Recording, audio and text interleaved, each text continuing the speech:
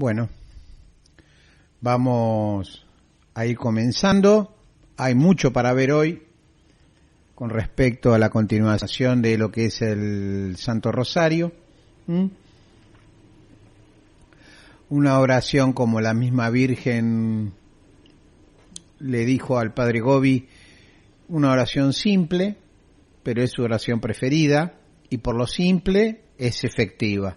Lo simple y humilde es efectiva. Efectiva en la batalla contra el maligno, ¿no? Contra las insidias del mal. La semana pasada fuimos analizando uno a uno los misterios, la mitad del rosario prácticamente, porque vimos los misterios gozosos uno a uno, reflejados en las Sagradas Escrituras, y también hemos visto los misterios luminosos. Habíamos visto los gozosos, todo lo que hace a la infancia de Jesús, y también vimos los misterios luminosos que hacen a la vida pública de Jesucristo.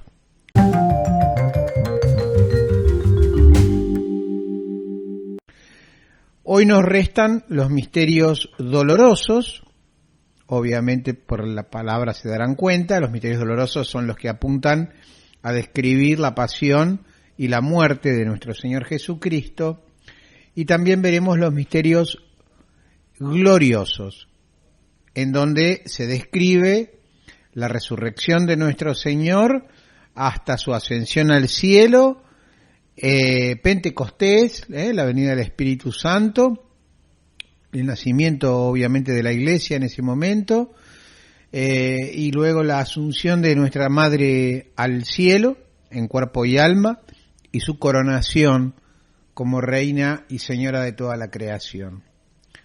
Vamos a ir directo entonces a los misterios dolorosos, los cuales se rezan los martes y los viernes. El primer misterio es la oración en el huerto de Getsemaní, previo a el arresto de Jesús, la flagelación, ya lo veremos ahora en un ratito, la coronación de espinas, el Calvario, o sea, el Vía Crucis, cargando la cruz hacia el lugar a donde le esperaba la muerte a Jesús, ¿no? Y finalmente, bueno, la crucifixión y la muerte de Jesús. Esos son los dolorosos, son los 5 misterios que se nos propone contemplar. Acuérdense siempre que el rosario es una oración contemplativa, es una oración que invita a vez tras vez ir ahondando en la comprensión, en digerir, en hacerlo parte de cada una de nuestras células, esta información que hace a la vida de nuestro Señor. O sea, a veces viene bien recalcar este tema porque justamente uno de los grandes valores de esta oración, como dice la Santísima Virgen María, humilde y sencilla, que es el rezo del Santo Rosario, es el que nos hace entrar en un estado casi yo te diría, un estado alterado de la conciencia, donde la unión a través de la Virgen con Jesús es increíble, y el grado de entendimiento, de conocimiento que se empieza a tener de la vida de nuestro Señor y de todo lo que eso significa en nuestra propia vida es increíble. Y eso solo se puede lograr en un estado meditativo, porque en definitiva cuando hablamos de oración contemplativa, el contemplar implica meditar. Entramos en un estado meditativo, ¿ok? Eso sí se hace a conciencia, claro, ¿no? O sea, sí. Igual yo antes de arrancar con los misterios, le quiero decir una sola cosita más.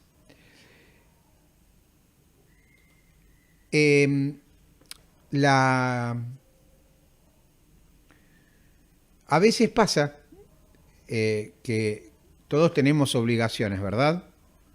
Y a veces las obligaciones nos superan porque queremos meter en la agenda del día, no es que queremos, a veces no nos queda otra que meter en la agenda del día más cosas de las que probablemente uno pueda lograr cumplir, realizar, ¿no? Y a veces nos quedan cosas sueltas por hacer y las vamos pateando. Ustedes coincidirán conmigo en que esto nos sucede prácticamente a todos. Entonces, hay veces que uno comete el error, y me incluyo, yo también, cometemos el error de dejar el rosario para después. Y a veces el cansancio nos vence por la noche y por ahí, ese día no tuvimos ese dulce encuentro con María, con la Virgen. Entonces, si bien es una oración contemplativa y en la contemplación de los misterios del Santo Rosario es todo ganancia, eso es todo ganancia, también debo decirles que a veces uno, por ahí, a ver, yo les voy a poner mi propio ejemplo. Yo, digamos, tengo una enfermedad crónica que es la diabetes tipo 2, pero la tengo, gracias a Dios, sumamente controlada, pero porque trabajo en ello, ¿no es cierto? O sea, y una de las cosas que tengo que hacer todos los días es dedicar una hora de mi tiempo a aeróbico, ¿no? Ejercicio aeróbico, caminata, trote. Y trato de cumplir, en la medida de las posibilidades, prácticamente, no te digo que los 7 días de la semana, pero 5 días a la semana lo hago. Entonces a veces lo que hago, como a mí me gusta rezar más de 5 misterios, o sea, yo trato de cumplir con la Virgen en su pedido de rezar el rosario completo, bueno, utilizo a veces parte de ese tiempo, esa hora que salgo a caminar, y llevo en mi mano, guardadito así, ¿no es cierto?, en el puño de la mano, el rosario y lo voy rezando. No es lo mismo, obviamente, que estar en tu casa, tranquilo, por ahí frente a la imagen de la Virgen, frente a la imagen de Jesús, en tu lugarcito especial, haciéndolo, obviamente que no es lo mismo, ¿no? Pero bueno, es preferible, eso quiero aclarar, por ahí hacerlo en el mientras hago otra cosa, como en este ejemplo que puse, que salgo a caminar, donde obviamente hay infinidad de distracciones en la calle, pero es preferible hacerlo de esa forma a no hacerlo, a no hacerlo, porque siempre algo va entrando. Obviamente uno va contemplando los misterios igual, va caminando por la calle, los va contemplando, o, a ver, muchos de ustedes por ahí tienen un largo tiempo diario de viaje en transporte público al trabajo, ida y vuelta. Ese tiempo hay que aprovecharlo. Si uno está ahí, en el colectivo, en el tren, no sé dónde, en el subte, puede tranquilamente ir rezando el rosario. Traten de buscar, de hacer las cosas de manera posible y no plantearse objetivos tan altos que después quedan incumplidos, ¿no? Bueno, dicho esto, ahora sí, sin perder ni un segundo más, vamos a seguir con los misterios y, como dije, los dolorosos. Primer misterio doloroso, chicos. La oración en Getsemaní, en el huerto de los olivos. Lo sacamos de Marcos en este caso, Marcos capítulo 14, versículos 32 al 41, y yo los invito a que después ustedes busquen en los demás evangelios esa misma parte de la historia de Jesús, porque está bueno leer cómo lo cuenta un evangelista, cómo lo cuenta otro evangelista. Bueno, dice Marcos acá, llevó con él, o sea, con Jesús, ¿no?, a Pedro, Santiago y Juan, y empezó a sentir tristeza y angustia. Entonces les dijo: siento una tristeza de muerte, quédense aquí y permanezcan despiertos. Se dan cuenta que acá Jesús, hago un alto y explico esto, está mostrando también su naturaleza humana.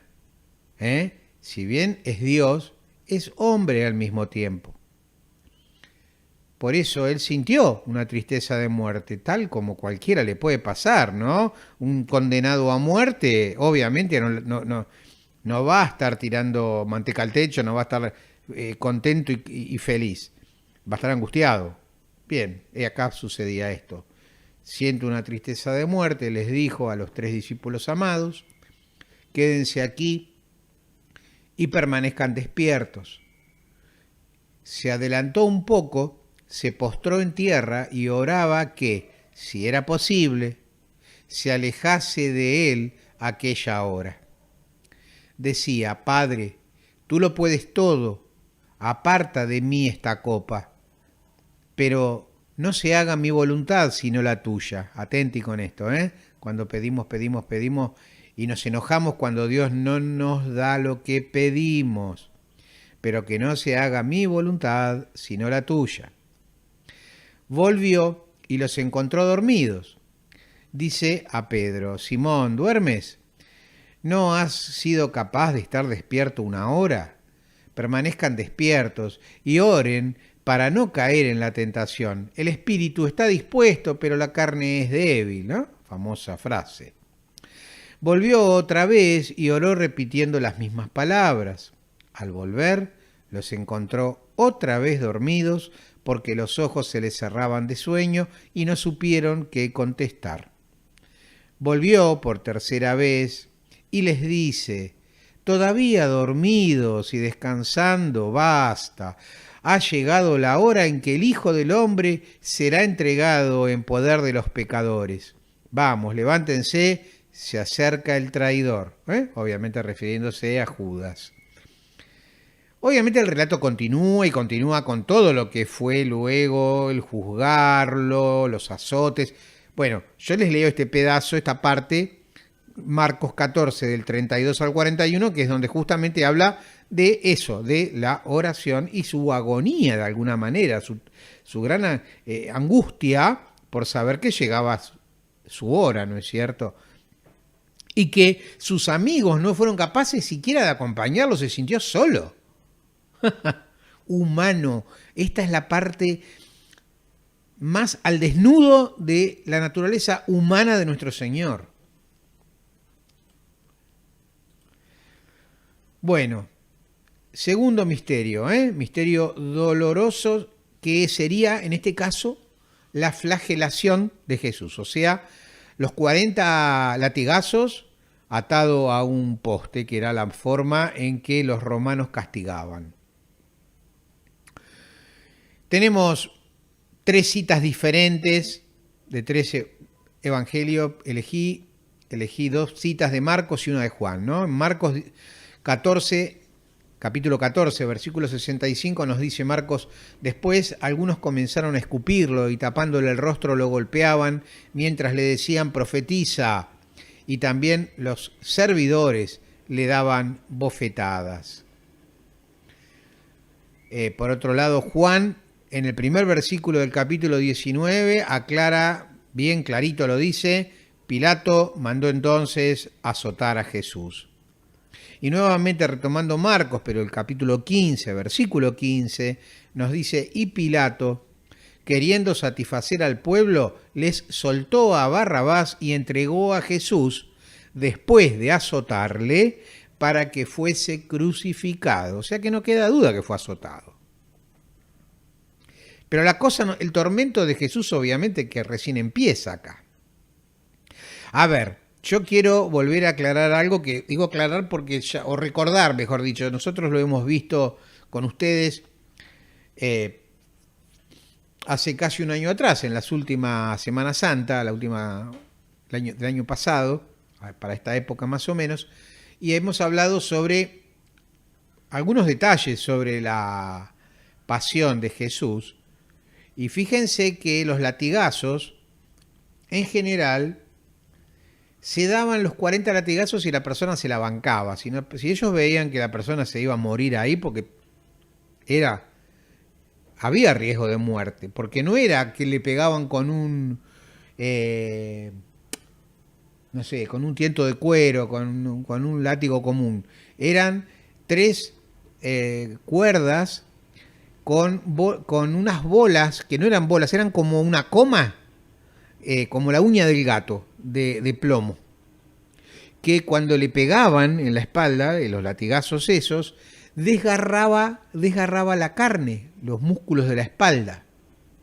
Terrible, terrible. Por eso a veces no se llegaba a los 40 latigazos, a veces se daban menos latigazos. Realmente nadie sabe cuántos recibió Jesús exactamente. Se sabe que la ley romana mandaba eso, pero no se sabe.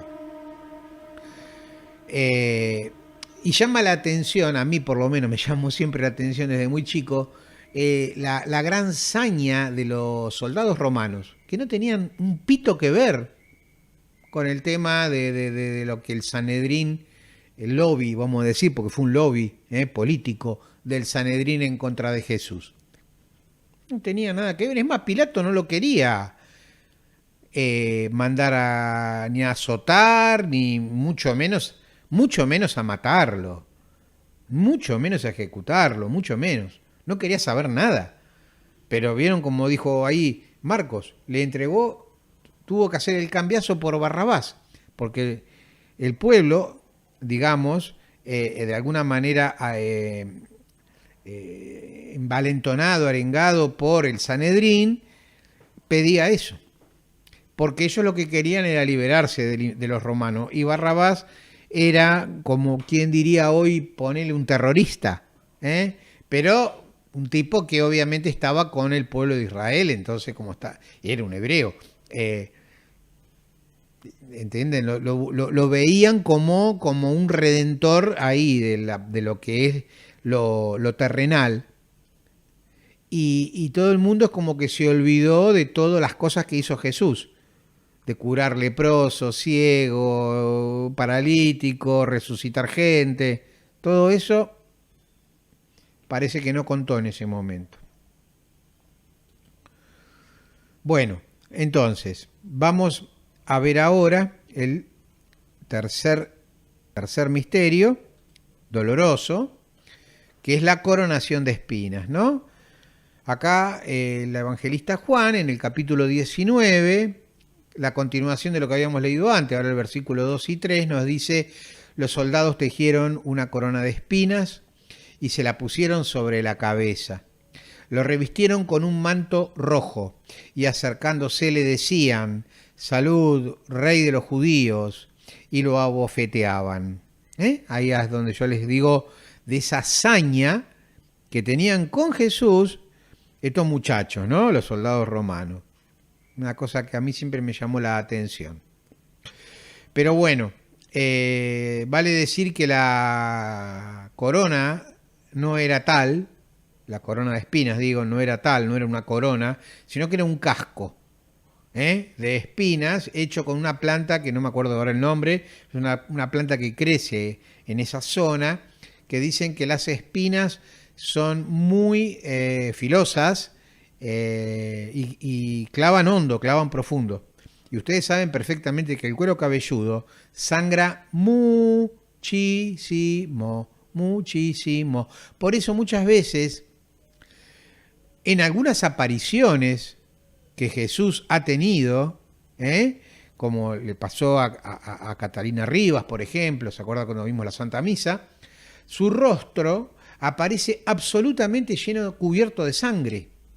Pero es lógico, porque si a uno le meten un casco de espinas en la cabeza, más vale que va a chorrear mucha sangre.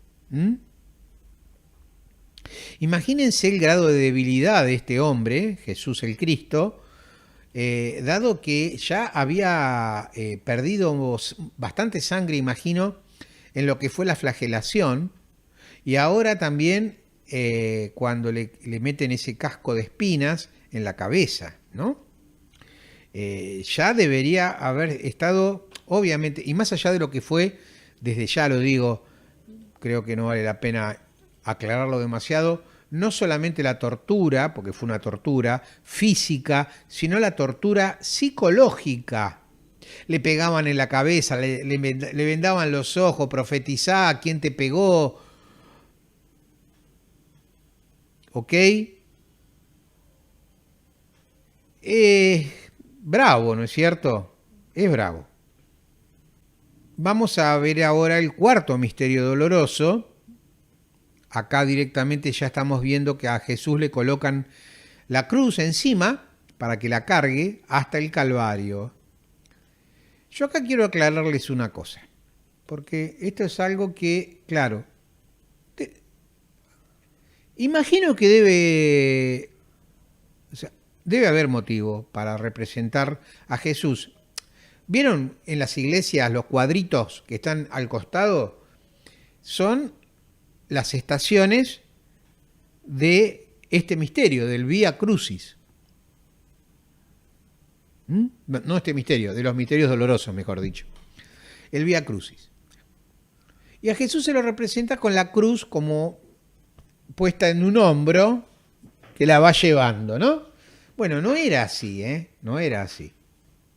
Lo que llevaban los condenados a muerte en cruz, lo que llevaban hasta el Gólgota, hasta el lugar de la calavera, que era donde se crucificaba a la gente, los romanos crucificaban, era el travesaño de la cruz, solamente el travesaño, que pesaba un montón, ojo, ¿no? Y entonces se lo ponían así, y así iban. Con lo cual, como las manos, probablemente las muñecas, estaban atadas al madero, imagínense lo que le pasaba a una persona si trastabillaba y se caía. Y Jesús estaba débil. Estaba débil.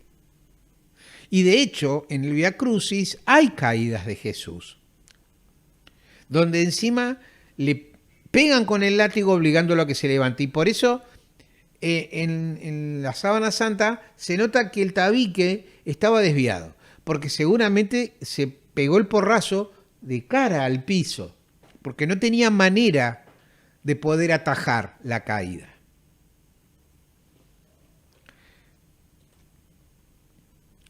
Disculpen que explique estas cosas, capaz que a alguno le da como cosa, como impresión, pero yo creo que, a ver, si vamos a contemplar los misterios, bueno, hay que contemplarlos tal cual son.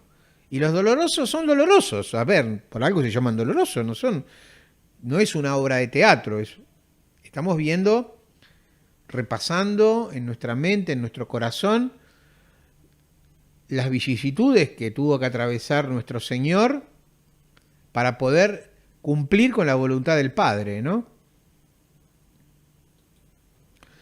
Bueno, entonces, Jesús con la cruz a cuesta. En Juan, capítulo 19, versículos 16 al 17, nos dice: entonces Pilato se lo entregó para que lo crucifiquen, y ellos se lo llevaron. Jesús, cargando sobre sí la cruz, salió de la ciudad para dirigirse al lugar llamado del cráneo, en hebreo, Gólgota.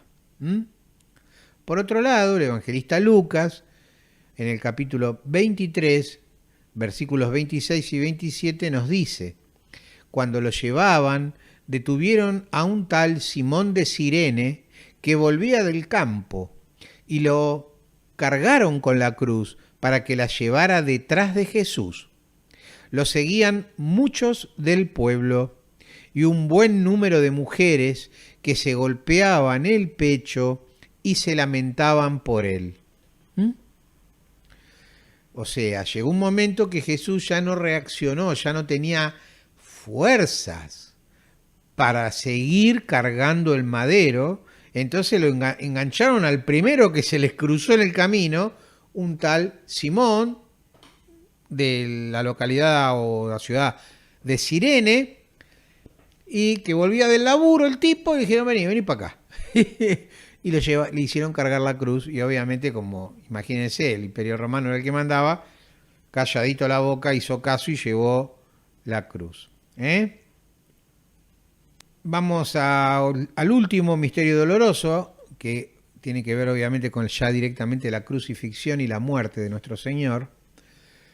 Acá el que obviamente mejor puede contarnos qué sucedió en ese lugar y en ese momento es el evangelista Juan, por la sencillísima razón que el único apóstol que estuvo con Jesucristo hasta el último instante, que lo bancó y que tuvo, ustedes saben qué cosa bien puesto, para bancársela, el gran riesgo, ¿no es cierto?, de ser un seguidor de Jesús, de ser reconocido como tal, y estuvo al pie de la cruz, junto a su madre, a la Virgen María, junto a las otras Marías, María Magdalena también, pero Juan estaba bancando a la Virgen María. Y ahora van a ver por qué se los digo, ¿no?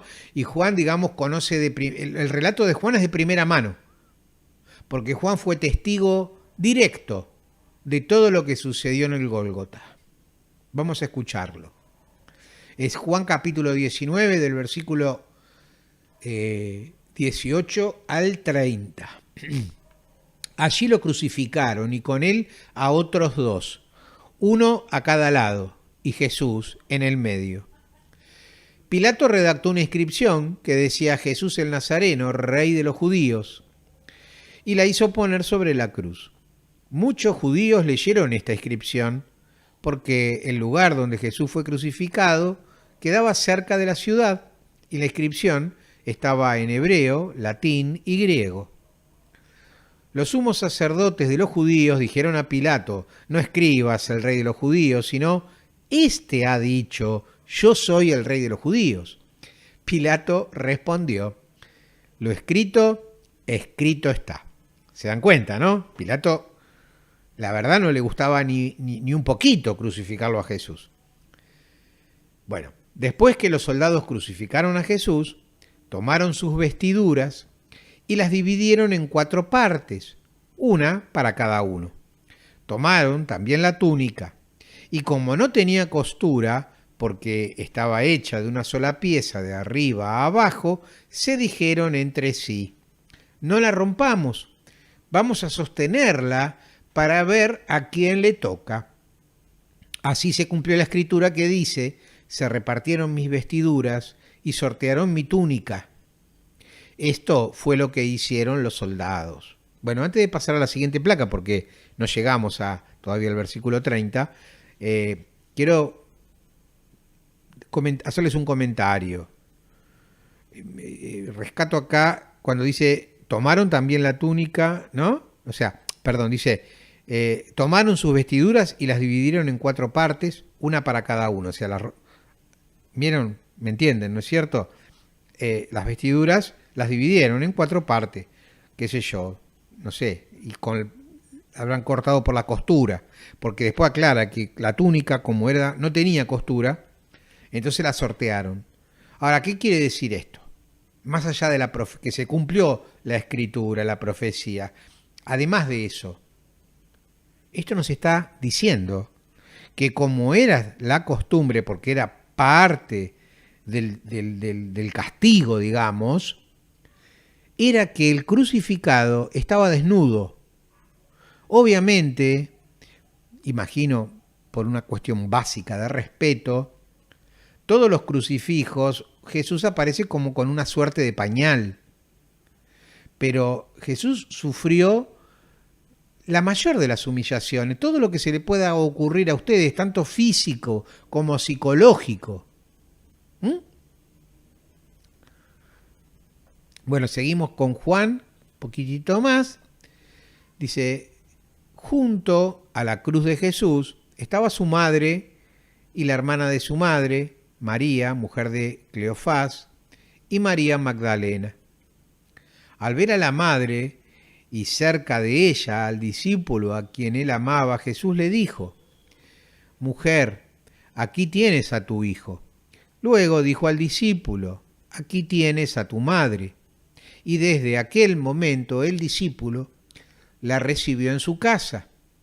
Después, sabiendo que ya todo estaba cumplido y para que la escritura se cumpliera hasta el final, Jesús dijo: tengo sed. Había allí un recipiente lleno de vinagre.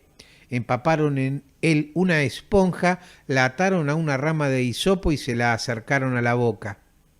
Después de beber el vinagre, dijo Jesús, todo se ha cumplido, e inclinando la cabeza, entregó su espíritu.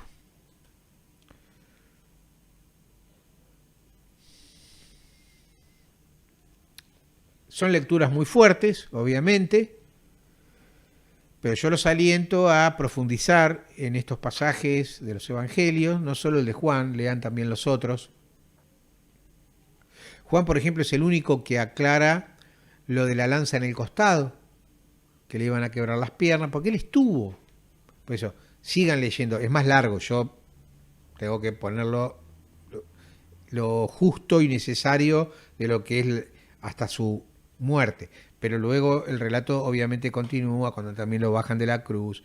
Imagínense la imagen de la pobre madre, de la Virgen, recibiendo el cuerpo de su hijo, y habiendo presenciado todo lo que... Porque la madre de Jesús, la Virgencita, no se apartó nunca.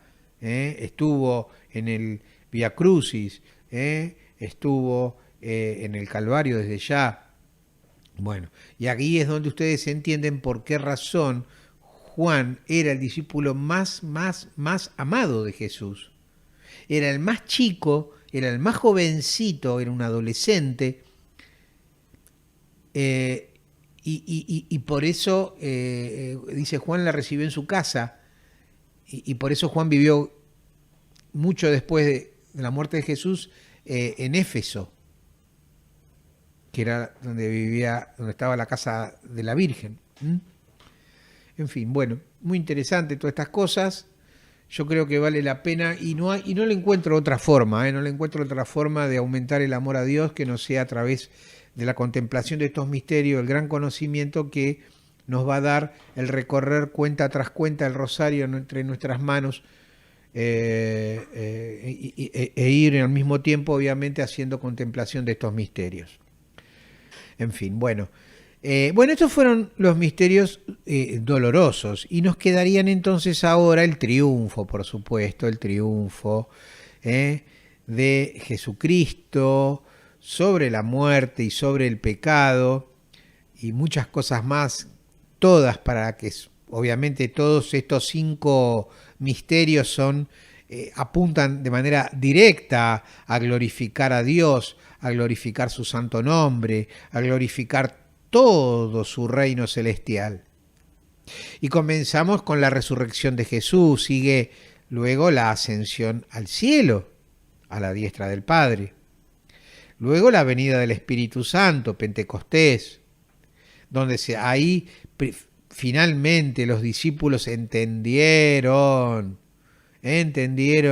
qué clase de redentor era Jesús, que no los iba a liberar del yugo romano, sino nos iba a liberar del pecado y finalmente de una de las principales consecuencias del pecado, que es la muerte. Luego la asunción de la Santísima Virgen María, sin que haya muerto. Esta es una opinión mía porque el dogma no lo aclara. El dogma dice que la asunción es, la Virgen fue asunta en cuerpo y alma a los cielos, punto, no dice otra cosa, al cielo dice en realidad. Bueno, yo le agrego que no murió, no conoció la muerte, no tenía necesidad.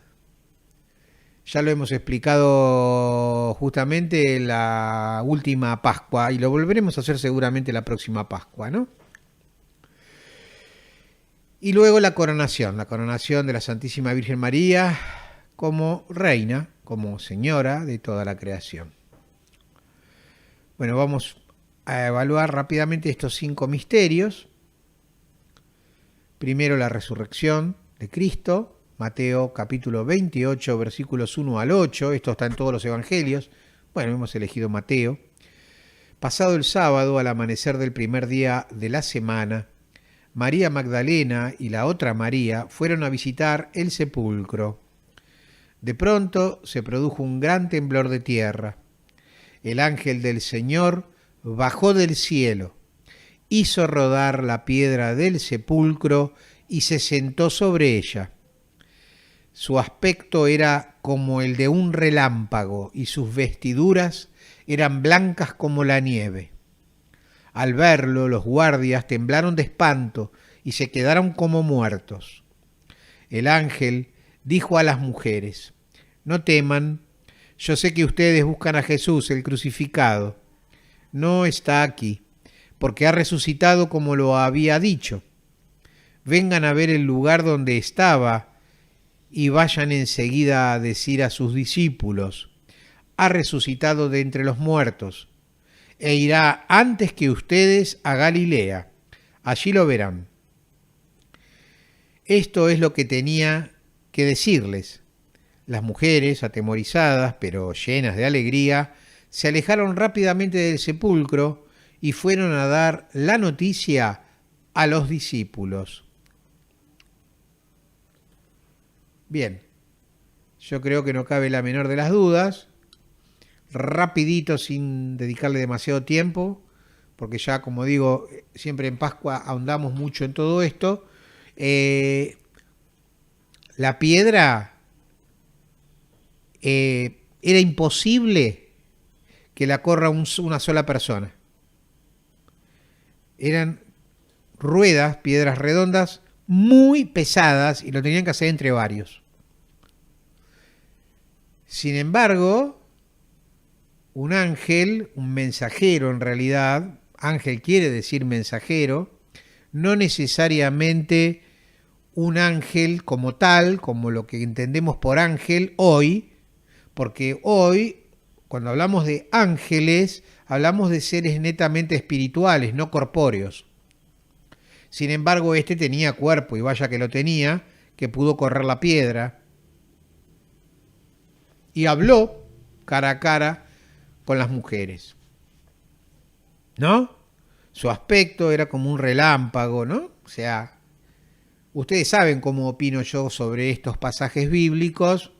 Obviamente era un hermano mayor, era un extraterrestre, uno que es fiel al reino de Dios, por supuesto, y fue enviado, por eso es un mensajero, a justamente correr la piedra para que las mujeres puedan ver con sus propios ojos que Jesús ya no estaba en ese lugar. O sea, por las dudas quiero aclarar de vuelta, cuando el ángel del Señor corre la piedra, que no fue cuando llegaron las mujeres, fue antes, mientras los soldados estaban haciendo guardia por la noche, y corre la piedra, Jesús ya no estaba en el sepulcro. Vamos al segundo misterio, la ascensión de Jesucristo a los cielos. Mateo, en el capítulo 28, versículo 20, dice: y enseñándoles a cumplir todo lo que yo les he mandado, y yo estaré siempre con ustedes hasta el fin del mundo. En Marcos, capítulo 16, versículo 19, dice el evangelista: después de decirles esto, el Señor Jesús fue llevado al cielo y está sentado a la derecha de Dios. Seguimos con ese mismo misterio, el segundo misterio glorioso, la ascensión al cielo de nuestro Señor, pero en este caso citamos a Lucas, no en el Evangelio de Lucas, sino en el libro Hechos de los Apóstoles, que sería el tomo 2, la continuación del Evangelio de Lucas. Dice acá, en Hechos capítulo 1, versículos 6 al 11, entonces los que se habían reunido le preguntaron diciendo: Señor, ¿restaurarás el reino de Israel en este tiempo? Y les dijo: no os toca a vosotros saber los tiempos o las razones que el Padre puso en su sola potestad, pero recibiréis poder cuando haya venido sobre vosotros el Espíritu Santo. Y me seréis testigos en Jerusalén, en toda Judea, en Samaria y hasta lo último de la tierra. Y habiendo dicho estas cosas, viéndolo ellos, fue alzado y le recibió una nube que le ocultó de sus ojos. Y estando ellos con los ojos puestos en el cielo, entre tanto que él se iba, he aquí, se pusieron junto a ellos 2 varones con vestiduras blancas, los cuales también les dijeron: varones Galileos, ¿por qué estáis mirando al cielo? Este mismo Jesús, que ha sido tomado de vosotros al cielo, así vendrá como le habéis visto ir al cielo. Bueno, yo entiendo que Hechos de los Apóstoles, acá este último relato, es el que mejor describe la ascensión al cielo de nuestro Señor. Muy interesante decir que dice que fue alzado, si fue alzado es porque alguien lo tomó. Este mismo Cristo que les fue tomado.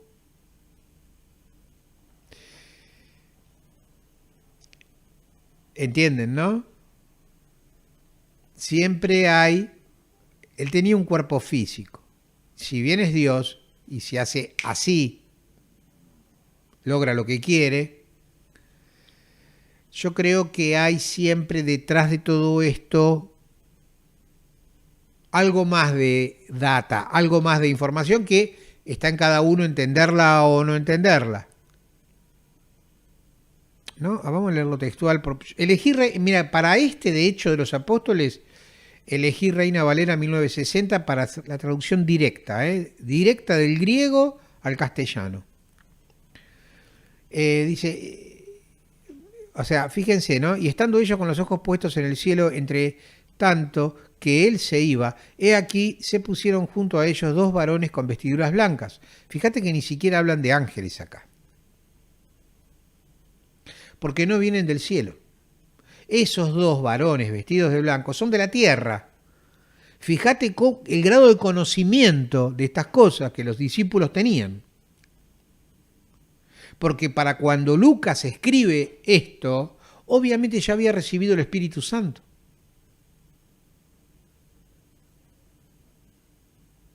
¿Entienden?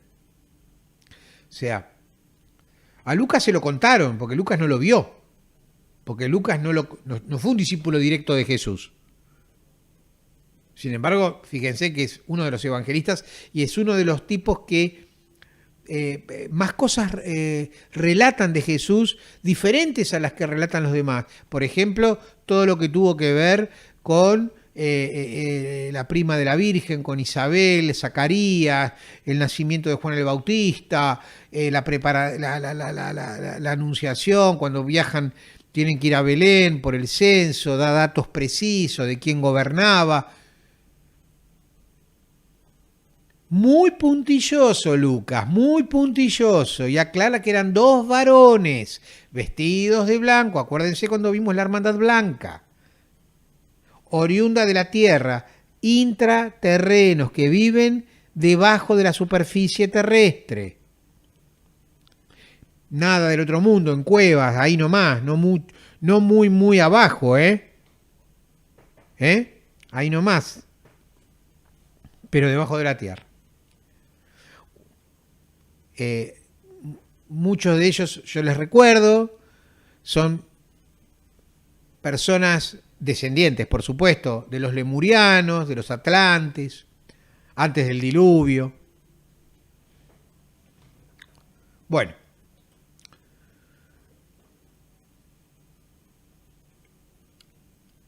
Y por otro lado, quiero señalar acá que estos varones le dicen que este mismo Jesús, que ha sido tomado de vosotros al cielo, así vendrá como le habéis visto ir al cielo. No voy a entrar en detalles, pero les voy a dejar picando. Después ustedes, si quieren, me hacen las preguntas. Juan, que es el autor no solo del Evangelio de Juan y de cartas apostólicas, sino también es el autor del Apocalipsis. Él en el libro del Apocalipsis dice: vi descender la nueva Jerusalén, la Jerusalén celestial, viene de los cielos. Vi descender la nueva Jerusalén.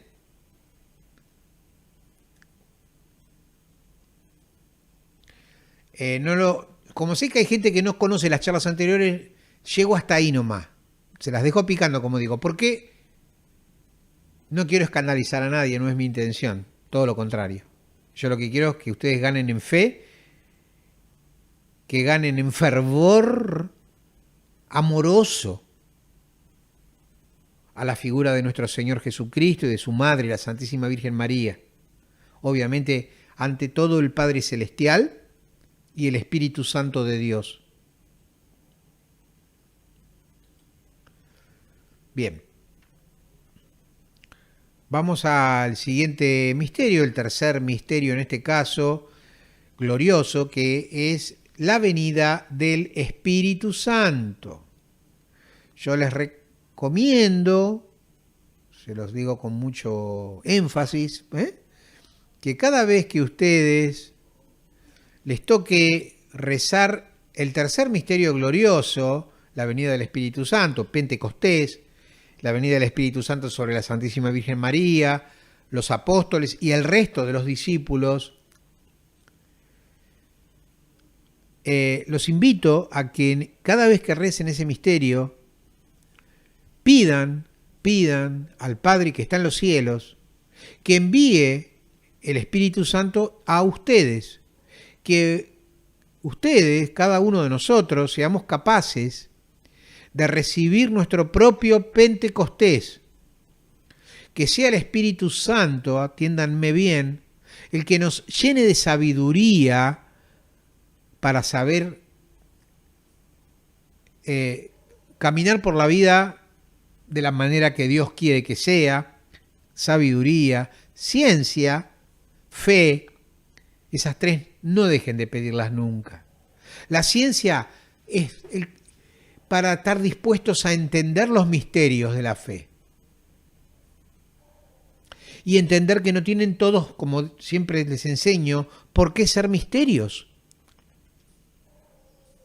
De alguna manera les dejé entrever que la ascensión al cielo no es un misterio. Hay mucha gente que le ha pasado, pero después los devuelven, claro.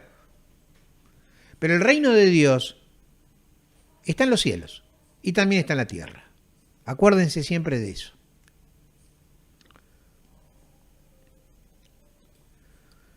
Bueno, Pentecostés, Hechos de los Apóstoles, el libro de los Hechos de los Apóstoles, capítulo 2, versículos 1 al 4. Acá Lucas nos dice, al llegar el día de Pentecostés, estaban todos reunidos en el mismo lugar. De pronto vino del cielo un ruido semejante a una fuerte ráfaga de viento que resonó en toda la casa donde se encontraban. Entonces vieron aparecer unas lenguas como de fuego que descendieron por separado sobre cada uno de ellos. Todos quedaron llenos del Espíritu Santo y comenzaron a hablar en distintas lenguas según el Espíritu les permitía expresarse. Nótese acá que Espíritu está con mayúscula, ¿no? Lucas se está refiriendo al Espíritu de Dios, al Espíritu Santo de Dios.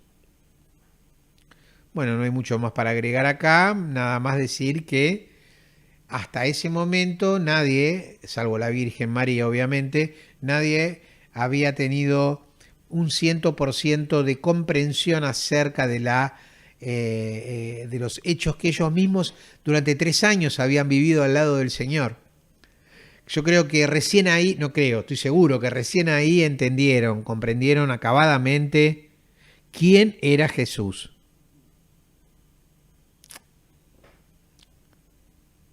Y entendieron la figura del Espíritu Santo, porque quedaron llenos del Espíritu de Dios. El relato, por supuesto, continúa, ustedes después traten de leerlo, ¿no? Ahí Pedro, en el pórtico de Jerusalén, da un discurso increíble, donde anuncia toda la base de nuestra fe. Una cosa muy, muy linda de leer. Y de, obviamente, meditar, ¿no? Bueno, cuarto misterio glorioso. Seguimos con el evangelista Lucas. Vamos al comienzo de todo, capítulo 1, de Lucas, versículo 48 y 49, parte del Magnificat, donde dice, La Virgen dice, porque Él miró con bondad la pequeñez de tu servidora, en adelante todas las naciones me llamarán feliz, porque el Todopoderoso ha hecho en mí grandes cosas, su nombre es santo. Bueno, ustedes dirán, ¿qué tiene que ver esto con la Asunción de la Virgen? Bueno, resulta que nadie en los evangelios canónicos, digo, ni tampoco en Hechos de los Apóstoles, nadie se tomó el trabajo de, esto debería haber estado en Hechos de los Apóstoles, y no está, de hecho no está, la Asunción de la Virgen al cielo. Por eso los evangelistas dicen, no, la Virgen está enterrada, se murió, punto. No, nosotros los católicos, obviamente no, tenemos un dogma de fe, ¿no?, que reza otra cosa, que la Virgen fue asunta al cielo en cuerpo y alma. Algunos hablan de la dormición de la Virgen, dando a entender que la Virgencita murió o entró en una especie de sueño profundo y luego fue despertada o resucitada, y entonces ahí recién asciende al cielo. Bueno, yo les voy a explicar por qué creo que no murió. Me tomo un minuto porque esto yo me estoy basando, claro, no se los dije.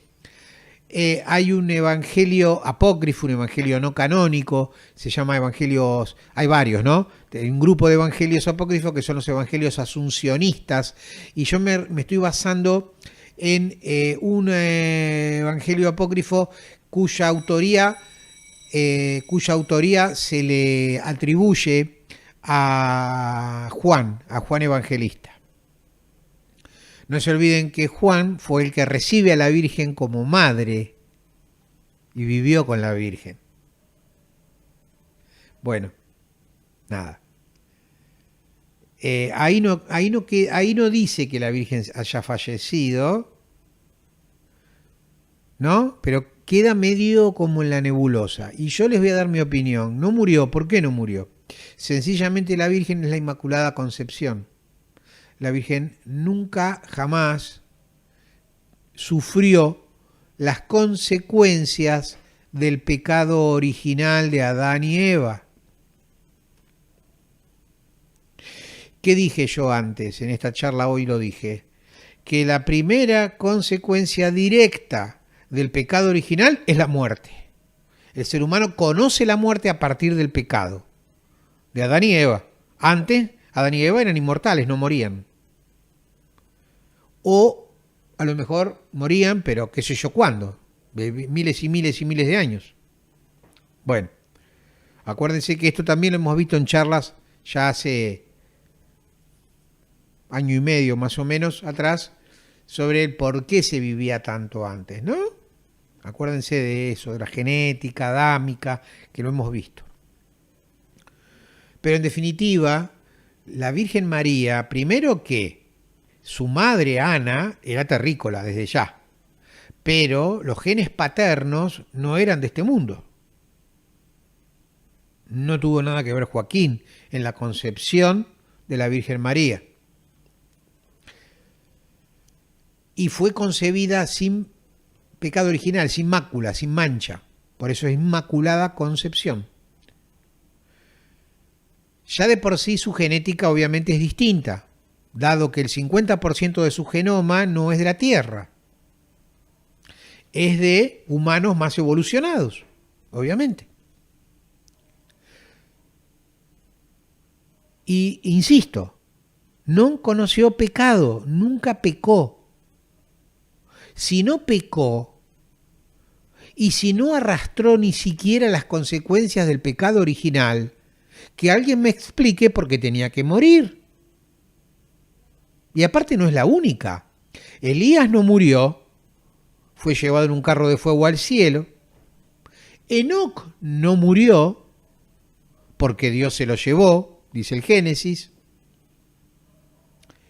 Entonces, a ver, muchachos, poco de neurona, ¿por qué va a tener que pasar por la muerte física la Virgen? Y muchos dicen, si murió Jesús, pero Jesús vino a eso, a la tierra. ¿Me entienden? A ver, ¿cuántos pasajes de los evangelios los hebreos lo querían agarrar y él dice, se escabullía? No es que se escabullía, él hacía así, desaparecía, se hacía humo. Sin embargo, en el primer misterio doloroso, en la oración en Getsemaní, se deja agarrar.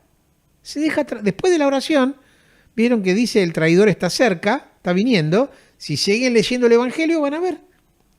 Se dejó agarrar como un corderito.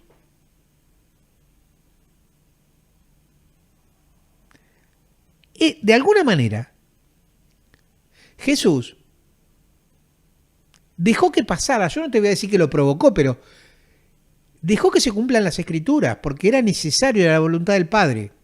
Tenía que morir por todos nosotros. ¿Entienden? Él volvió a abrir las puertas del cielo, volvió a reconciliar la tierra con el cielo. De hecho, cuando decimos al tercer día que decimos murió y descendió a los infiernos, hemos hecho una charla sobre eso. Es el Hades, no es el infierno, el Hades, el lugar de los muertos, porque los muertos no entraban, sus almas, digo, no podían entrar al cielo a causa del pecado original. Por eso es el Redentor, por eso es el que vino a borrar el pecado de una vez y para siempre. Y él cargó con toda la responsabilidad de los pecados de la humanidad. Si bien luego cada uno paga por sus propios pecados, claro. Pero nosotros tenemos habilitada la entrada al cielo gracias a Jesucristo. Si Jesucristo no hubiera muerto y sobre todo no hubiera resucitado, venciendo a la muerte y al pecado, ay de nosotros. ¿Comprenden? Espero que sí. Vamos a ver si hay alguna pregunta.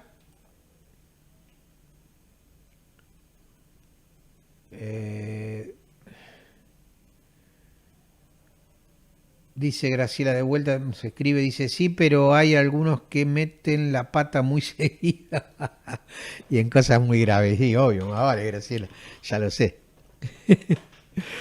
Pero, a ver, les voy a decir algo que no se crean que porque yo lo diga la tengo re clara y superada. Me cuesta igual que a cualquiera. Pero trato de siempre tener presente en mi mente y en mi corazón, en mi conciencia, el hecho de que no hay que juzgar para no ser juzgado. Es difícil. Tampoco vamos a permitir cualquier cosa, claro que no, ¿no? Aclaremos que todo tiene que ser en un justo y lógico equilibrio. Equilibrio, un asesino serial y tiene que estar preso. Más vale. Pero ¿cómo explicarlo esto? No ser tan duro en el juzgar al otro. No hablemos de estos locos que están haciendo esta guerra ahora. ¿Entienden? No sé, no hablemos de la guerra de Medio Oriente. No hablemos de la carrera, los que hacen armas y hacen que otros se peleen, fomentando las guerras. No hablemos del que vende droga a la salida de un colegio. Yo no estoy justificando nada y obviamente que yo también los juzgo. Pero si yo llega la noche y tengo un ardor en mi interno odiando al tipo que vi que vendía la droga, ahí es probable que a mí, por mis propias faltas desde el cielo el día de mañana en mi juicio personal, me juzguen más duramente. Entonces, por eso Jesús manda a rezar por los enemigos. Él no te está diciendo que nos agarremos a los besos y a los abrazos con los enemigos, pero sí que oremos por los enemigos. Porque si vos y yo oramos por los enemigos, bueno, esos enemigos tienen más chances de que el Espíritu de Dios les revierta la locura que puedan tener en la cabeza y en el corazón, y entonces puedan experimentar la conversión en Cristo. Vos decís, no, hay gente que está perdida. Yo opino igual, hay gente que por ahí no tiene retorno. Pero también tengo que acordarme de las palabras del arcángel Gabriel en la anunciación a la Virgen, cuando la Virgen le dijo, ¿cómo es posible si yo no conozco varón? Y el arcángel le dijo, para Dios nada es imposible. Partiendo de ahí, ¿entienden? ¿Se dan cuenta? Fíjense, por un pequeño comentario de Graciela, todas las cosas que por lo menos a mí se me disparan ahora, pero porque uno, a ver, yo no me quiero mandar la parte, pero las tengo frescas, qué sé yo, ¿viste? O sea, es algo que es importante, el conocimiento de las Escrituras, sobre todo, como les dije en la clase anterior, la charla anterior, de los Evangelios, Mateo, Marcos, Lucas y Juan, y también Hechos de los Apóstoles. O sea, son 5 libros que no te puede faltar la lectura de ellos. Porque ahí está toda la vida de Jesús, la ascensión al cielo y todo, y cómo vivieron los primeros cristianos, los que se conocían como los nazarenos, los que seguían al nazareno. Está todo con lujo de detalles. La conversión de Saulo, Pablo, está todo. Todo está ahí. Bueno, vamos ahora a la coronación de Nuestra Señora, la coronación de la Santísima Virgen María como Reina y Señora de toda la creación, y esto lo encontramos en el Apocalipsis de Juan, Apocalipsis capítulo 12, versículos 1 al 9, dice así: y apareció en el cielo un gran signo, una mujer revestida de sol, con una luna bajo sus pies, y una corona de 12 estrellas en su cabeza. Estaba embarazada y gritaba de dolor porque iba a dar a luz, y apareció en el cielo otro signo, un enorme dragón rojo como el fuego, con 7 cabezas y 10 cuernos, y en cada cabeza tenía una diadema. Su cola arrastraba una tercera parte de las estrellas del cielo y las precipitó sobre la tierra. El dragón se puso delante de la mujer que iba a dar a luz para devorar a su hijo en cuanto naciera. La mujer tuvo un hijo varón que debía regir a todas las naciones con un cetro de hierro, pero el hijo fue elevado hasta Dios y hasta su trono, y la mujer huyó al desierto, donde Dios le había preparado un refugio para que allí fuera alimentada durante 1260 días.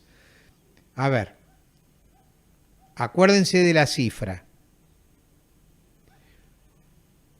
La mujer, ¿no es cierto?, se le preparó un refugio en el desierto para que allí fuera alimentada durante 1260 días. No se olviden que el Apocalipsis es un libro en clave, no es fácil de comprender.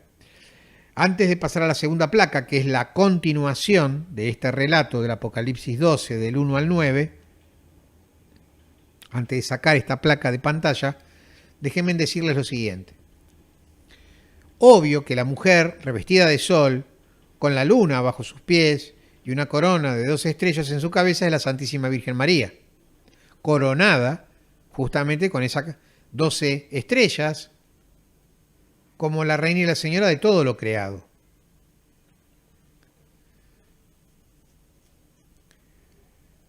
El que iba a gobernar con cetro de hierro es Jesús el Cristo.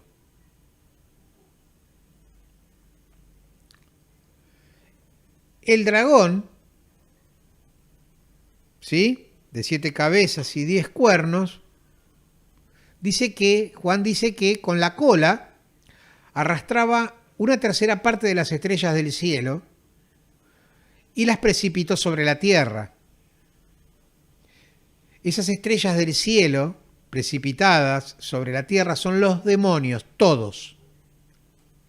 el infierno entero. De ahí, muchos teólogos creen que los ángeles apóstatas fueron justamente la tercera parte de los ángeles del cielo. Porque justo acá Juan está diciendo que fue la tercera parte de las estrellas del cielo.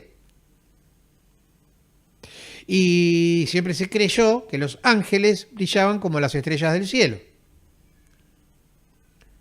De hecho, Lucifer es el lucero de la mañana.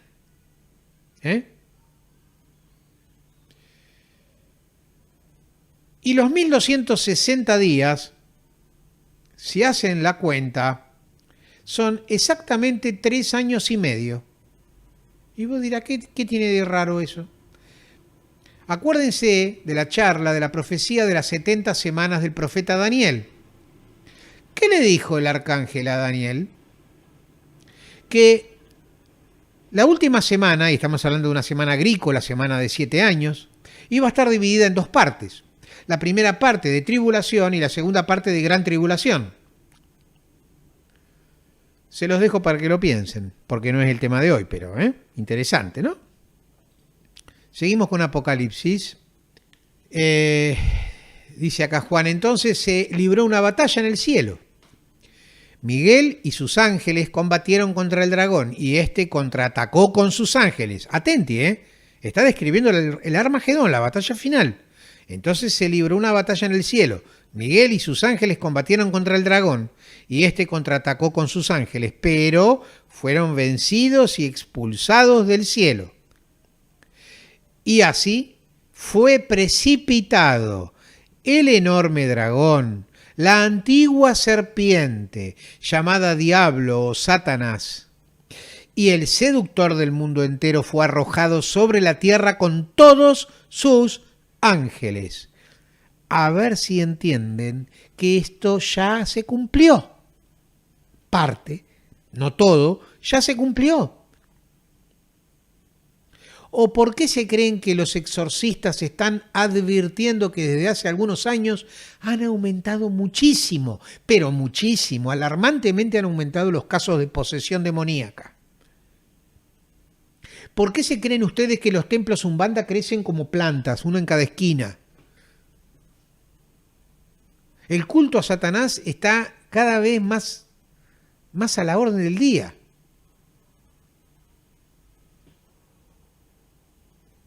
Cualquier papanata hace magia negra, porque entra a YouTube, escribe lo que quiere buscar y lo va a encontrar y le van a explicar cómo hacerlo, porque, insisto, cualquier papanata invoca al maligno. Pero yo los invito a perseverar en la oración, una y 1000 veces, no importa cuánto haya que intentarlo, y estar fuertes como el acero, porque estos tiempos son urgentes, ya no podemos abrir más la boca. Vamos a seguir con la charla. Y yo les quiero contar que todo esto del rosario, en realidad no se llamaba rosario, todo comienza de una manera muy, muy particular. Yo no sé si ustedes lo saben, pero a mediados del primer milenio vivió entre nosotros San Benito de Nurcia, el que se lo suele conocer como San Benito Abad, o el Abad San Benito. La cruz de San Benito, hemos hecho charlas sobre eso. Bueno, fue el primer exorcista y fue el primer monje, fue el que de alguna manera marcó los lineamientos de la vida monástica. Bueno, eso se fue como con el correr de los siglos, se fue como diluyendo un poco, ¿no? Hasta que en el siglo X, en Francia, aparece la Orden de Cluny, la Orden de Cluny, que intenta reivindicar, volver a poner en vigencia todos los valores monásticos de San Benito de Nurcia, justamente. Y esta orden, la Orden de Cluny, divide en 2 aspectos la oración, en 2 grandes grupos, vamos a decir así. La oración coral comunitaria y la oración normal, digamos, hablada. Una era la oración coral, cantada y en un coro, o sea, muchos grupal, y la otra que también podía ser en grupo, pero más simple. ¿Cómo era esto? Te explico. Había dos grupos de monjes. Los monjes que sabían leer, que eran más cultos, no todos sabían leer en el siglo X, recitaban todos los días los 150 salmos, del libro de los salmos, son 150 salmos. Y los que no sabían leer y escribir, recitaban 150 Padre Nuestros. Bueno, esto quedó así por mucho tiempo, esta costumbre de recitar los 150 salmos, y los que no podían o no sabían recitaban 150 Padre Nuestros, pero eran exclusivos del monasterio, ¿no? Aclaremos, de los monjes. Pero en el siglo XII, también en Francia, aparece otra orden monástica que se llamaba cisterciense. ¿Sí? ¿Y cuál era la diferencia? Que los cistercienses le daban mucha importancia, una gran importancia, a la veneración mariana, a la veneración de la Santísima Virgen María. ¿Entienden? Entonces, ¿qué hicieron? Empezaron, y esto fue sucediendo de a poco, ¿no?, a lo largo del siglo XII, a reemplazar algunos Padre Nuestros por salutaciones a la Santísima Virgen. O sea, piensen que en el siglo XII todavía no existía el Ave María como tal, como lo conocemos hoy. Entonces, ¿cómo era esto? Por ejemplo, decían, ¿no? Lo de Lucas, capítulo 1. Dios te salve María, llena eres de gracia, el Señor es contigo, ¿no? Decían eso. Y entonces, después de un tiempo, o sea, de evolución, de algunos años más adelante, empezaron a agregar la otra parte, ¿no? Bendita tú eres entre todas las mujeres y bendito es el fruto de tu vientre. Bueno, a esto, que a veces eran Padre Nuestro y a veces eran salutaciones a la Virgen, se lo denominó Salterio de la Virgen. Salterio porque viene de los Salmos, el origen es de los Salmos, es Salterio de la Virgen María. Ya un siglo después, en el siglo XIII, los 150 Padre Nuestros ya se reemplazan todos por salutaciones a la Virgen María.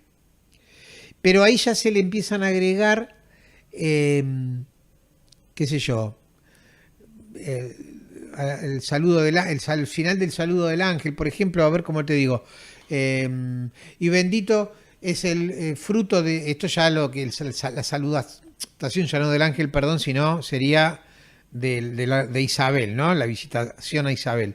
Dice, y bendito el fruto de tu vientre, Jesús, ¿no? Que ni siquiera decía Jesús, era y bendito es el fruto de tu vientre, luego le agregaron Jesús.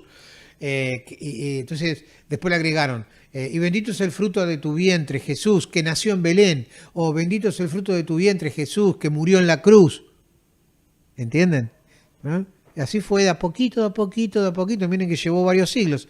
Esto fue evolucionando dentro de los monasterios y luego ya un siglo después, en el siglo XIV, todo esto en Francia siempre, ¿no? Miren qué cosa, ¿no? Y miren cómo la Virgen eligió varias veces Francia, ¿no? Para aparecerse, ¿no? Lo vieron los dominicos, bueno, un fray dominico, Alain de la Roche, Alain de la Roche, yo no sé si está, yo lo memoricé, pero no sé si está bien dicho, ¿no? Porque yo de francés no sé un pito. Crea una cofradía, ¿no? Una cofradía que la llamaron del Salterio de la Santísima Virgen María. ¿Y cuál fue la digamos, la novedad? Que se empezaron a crearse los dominicos, ¿no? Muchas en Francia, muchas cofradías con este nombre. Y empezaron a hacer partícipes a los laicos, Atenti, siglo XIV, empezaron a ser partícipes a los laicos. Y dentro de la orden dominica hay una historia, nadie sabe si realmente fue así, si es cierta, ¿no? Vamos a decir, la tradición dice que Santo Domingo de Guzmán, que era un abad dominico, se le presenta a la Virgen María y le enseña el rosario tal cual lo conocemos y lo insta a la contemplación de los misterios del rosario. Miren, haya sido así o no haya sido así, o sea, que la Virgen se le apareció a Santo Domingo de Guzmán o no, lo cierto es que se empezó a usar la corona del rosario y se empezó a rezar el rosario ya de la manera que nosotros hoy lo hacemos, hoy lo conocemos. Eso es importante que lo sepan. Y le voy a decir una cosa más que se las dije el otro día, pero se las quiero reiterar hoy. Cuando la Virgen en Medjugorje, la Reina de la Paz, le manda a una de las videntes a que el rosario se rece todos los días, pero completo, pide ella, completo el rosario, pide los 5 misterios gozosos, los 5 misterios dolorosos y los 5 misterios gloriosos. Muchos se preguntan por qué, lo dije la vez pasada, pero lo quiero reiterar porque es importante el dato, ¿por qué razón la Virgen no pidió los misterios luminosos? Bueno, por la sencilla razón que no existían todavía como tal. Recién en el año 2002, el Papa Juan Pablo II, San Juan Pablo II, instala los misterios luminosos, que para mí, honestamente, es un gran acierto del Papa San Juan Pablo II, porque estaba faltando la vida pública de Cristo. Acuérdense, los misterios luminosos, ¿cuáles son? ¿Se acuerdan? El bautismo en las aguas del Jordán, las bodas de Caná, el anuncio del reino de Dios, la transfiguración de nuestro Señor Jesucristo y la institución de la Sagrada Eucaristía, la última cena. Faltaba. Pero eso recién pasó en el 2002. Por eso yo creo que hoy la Virgen seguramente vería con buenos ojos si cualquiera de nosotros tuviera el tiempo y la dedicación y el amor suficiente como para rezar todos los días 200 Ave María, ¿no? Porque son 50 de cada 10 por misterio, son 20 misterios, son 200 Ave María, más los Padre Nuestro, más los Gloria, ¿no?